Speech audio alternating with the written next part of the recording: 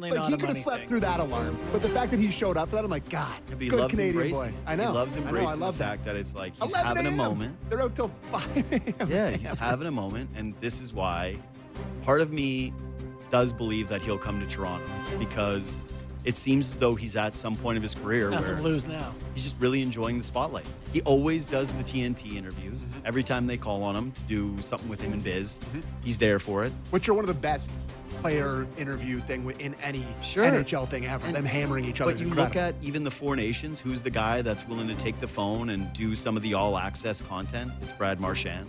Who's the guy that's soaking up the moment in Florida and showing up at Dairy Queen 11 a.m. despite being at 11 till God knows when? Just Do you think he legend slept? move. No, Maybe a couple hours. Yeah, not much. But either way, and just his interactions with people just seem very genuine and funny, and I don't know, I like it. I will Adore say, I was driving in today thinking about the likelihood of Marchand to Toronto because, Kipper talked about it, and it does seem likely. I have it at, 51% chance? Like, Sure, I think that's a fair number. somewhere in that ballpark. And I was trying to think of his influence on this room without Marner, who is, another personality of sorts, people like Mitch and all that on the team, and trying to imagine Marchand with Matthews and trying to draw Matthews out to a comfort level, and if Matthews would take to that or not. Like, if he would be receptive to someone, Matthews is 28, or going to be this next season. He's the captain of the team. Does he want some guy coming in, having a good time, being like, let's have some fun, pal? I would hope so. Or is he going to be like, all right, well, you haven't been here. This is our thing.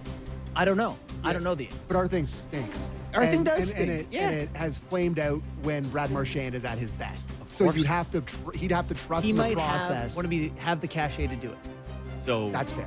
Where I'm at with that element of it is they've had Tavares, and Matthews is not like as stiff as Tavares is, obviously. Like, it's kind of hard to match that. Pretty close though, media-wise. But he's more like snarky, Yeah. right? He seems perturbed.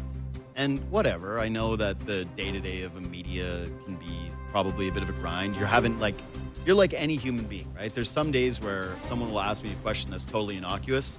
If I didn't sleep well the night before, I'm having a bad day, and then I kind of bite their head off of it, and then 10 minutes later, you're like, I wish I kind of had that one back, So I don't view Matthews as like a problem with the media, but he's not Mr. Media. No. And at times, it feels really tense with that group. Nylander obviously doesn't like talking to the cameras. He seems like a loose guy that doesn't get bothered by... Nylander doesn't seem like it. Oh, it doesn't does not bother seem him. like No, he's doesn't. not bothered, but also not like Mr. Forward-facing who wants to jump in front of a microphone and like look at those exit interviews where he's talking about how he mentioned the whole thing of, well, we took them to 7 games, and I went, oh God, he doesn't really have it either. No. They have never had a guy like Marchand who would be this much of a bona fide dude in the league, a genuine Hall of Famer, a guy who's been a captain of a team, a guy who's played for Team Canada, who would get to come in that room, but then embrace the side that a lot of these guys seem to think is like a real detractor to the job, which is the forward-facing element of it. Instead of having to put Matthews out there all the time or Tavares in the tired stuff all the time, you get Marchand, who steps out in front of a microphone and is willing to say a few things and has done it in a major market in Boston, who has won and who has played on Team Canada and knows how to handle it when the right times are to say something that maybe calls your group out a bit, maybe the times where he takes a shot at the media and pushes back for the room and is actually able to say something that doesn't sound snarky, but kind of funny and forces you to reflect the question answer. Just show those guys that the media's not out to get you. Yeah, that this can be fun. Yeah, like you can work Yeah. with them. Yes. This is not a adversarial thing. I think that obviously the thing that's most important for them is if you're buying Brad Marchand, what are you getting from him as a hockey player, right? Because is he going to be the same guy playing with Matthews as he was on a third line with the Florida Panthers that's not getting the hardest matchups? No, probably not. In fact, when I saw him at Four Nations, one of my biggest takeaways was, he's not there the next year for Olympics. Yeah. He seems to be one of the odd men out in terms of guy who can hang here. That was, those games, those USA-Canada games were like maybe the 2 fastest hockey games. Like Sure. that's you're never gonna have Those teams that. didn't have third or fourth lines No, to no, play there's against. there's no easy matchups in any of those games. But I would say that he looked slow in that tournament. you're 100%. fooling The yourself. context is he can't play first liner. You're fooling yourself if you're thinking that Brad Marchand is going to come to Toronto and have the same on-ice impact as he did with the Florida Panthers, and especially once you try to start to age that over a potentially 4-year deal, which seems to be the way that you're going to get him here. Yeah.